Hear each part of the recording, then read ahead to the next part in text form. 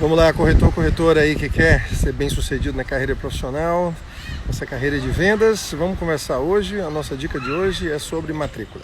É sobre na hora que você vai captar um imóvel para vender. Olha, uma das primeiríssimas coisas, às vezes a gente é tentado a querer primeiro ver os aspectos mercadológicos do imóvel. A avaliação dele, né, se ele está bem localizado ou não, enfim, as questões de venda dele. E antes mesmo de analisar uma que é mais importante ainda, que é a questão jurídica. Ou seja, qual é a situação jurídica desse imóvel? Primeiríssima coisa que você tem que fazer, eu faço assim, sempre que alguém entra em contato comigo sobre o imóvel, a primeira coisa que eu pergunto é: cadê a matrícula do imóvel? Você tem a matrícula do imóvel? E por que isso é tão importante? Primeiro eu preciso saber se eu estou conversando com o dono mesmo. O único jeito, a única maneira segura de você saber que está conversando com o dono é se você olhar a matrícula.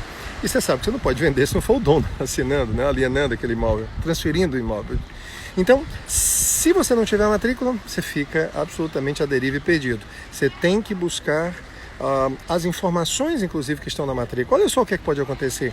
O cliente diz: olha, esse apartamento tem 220 metros quadrados. E aí você olha na matrícula, ele tem 160 metros quadrados. Ah, Paulo, não dá para ser vendido desse jeito? Dá, óbvio que dá para ser vendido. Só que tem uma coisa, você vai ter que provar para o comprador que ele realmente tem 220. Então eu vou ter que já me cercar de outras documentações, porque senão eu fragilizo essa minha relação com o comprador, tá certo? Eu digo que tem 220, não explico as razões, e aí ele descobre, não você, na matrícula, que tem só 160. E aí como é que você fica? O que você vai explicar para ele?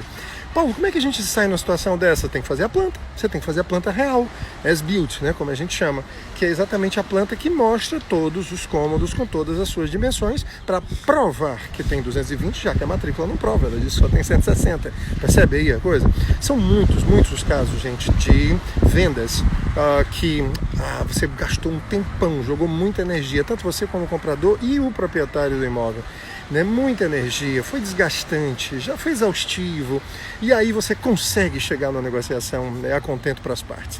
E aí chega na negociação, vamos agora para a formalização do negócio, né, através de um contrato, de uma escritura, enfim. E aí, quando você olha na documentação, a documentação está cheia de pendências. Tem lá pendências, digamos que uma hipoteca, tem uma alienação fiduciária, ou tem o nome, está no nome de solteiro, não está no nome de casado, ou então não está divorciado, ela já está divorciada e ainda não foi averbado isso, a matrícula. Então, essas pendências, elas podem prejudicar muito o imóvel. Às vezes você está vendendo uma casa que não está averbada, só tem um terreno. E aí? Eu tenho que resolver primeiro isso. Então, quando você pede logo a matrícula do imóvel, a documentação do imóvel, o que acontece? Você ganha tempo, porque se tiver algum problema que possa impedir, ser impeditivo, ou que possa atrasar a negociação, você já toma providência logo de imediato. Percebeu aí como é que é? Então, chama logo. Paulo, e se não tiver matrícula? Pede a escritura. E se não tiver escritura? Pede o contrato de compra e venda. E pede o termo de quitação, para saber se está quitado ou não. Não, mas não está quitado. Então pede o extrato da construtora, se for o caso. Ah, Paulo, e se tiver, porventura, se não tiver quitado junto ao banco, tem uma alienação fiduciária? Pede o extrato do financiamento imobiliário, o extrato atualizado. Você tem que se cercar de todas essas informações. Imagine que você, do outro lado, tem um comprador e que você precisa também dar essa segurança jurídica para esse comprador. Já imaginou se você chega para ele e diz assim: olha, eu já examinei a matrícula, a documentação do imóvel, está tudo em ordem, ou tem uma pendência, essa pendência é fácil de resolver, eu já verifiquei inclusive como se resolve. Poxa, você vai dar muito mais segurança para quem você está atendendo, servindo.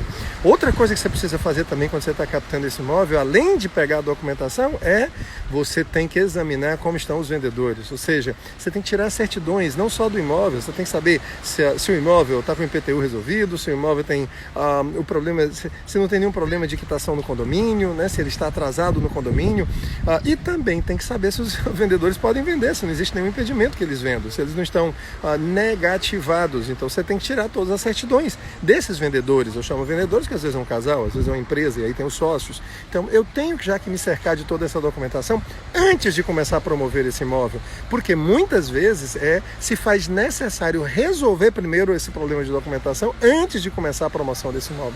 Paulo, se o cliente não tem dinheiro para resolver esse problema. Gente, eu juro, eu digo, venda um carro e resolva, venda o seu carro, pega o dinheiro e resolva o problema da documentação desse imóvel, porque senão você não vai ter nenhuma coisa nem outra, você vai estar só postergando um problema. Uma das primeiras coisas que, por exemplo, grandes compradores perguntam é, e a documentação está toda direitinha, matrícula na mão, desimpedida? E a gente tem que afirmar com firmeza, com certeza, que isso está acontecendo. Por fim, Paulo, e se eu estiver atendendo um cliente comprador e aí entrar numa negociação de um imóvel? Eis aqui o que é que eu faço. Essa é a minha sugestão, essa é a minha dica. Você não precisa aceitar, mas o que eu faço é o seguinte: eu apresento o imóvel para o cliente. Óbvio que eu já pergunto para o corretor colega ou para o proprietário, que eu não captei, mas que eu tenho um contato com o proprietário, como é que está a documentação do imóvel, mas eu não me valho, assim, não me basta somente ele dizer isso. Pois manda então a documentação, porque eu preciso ver.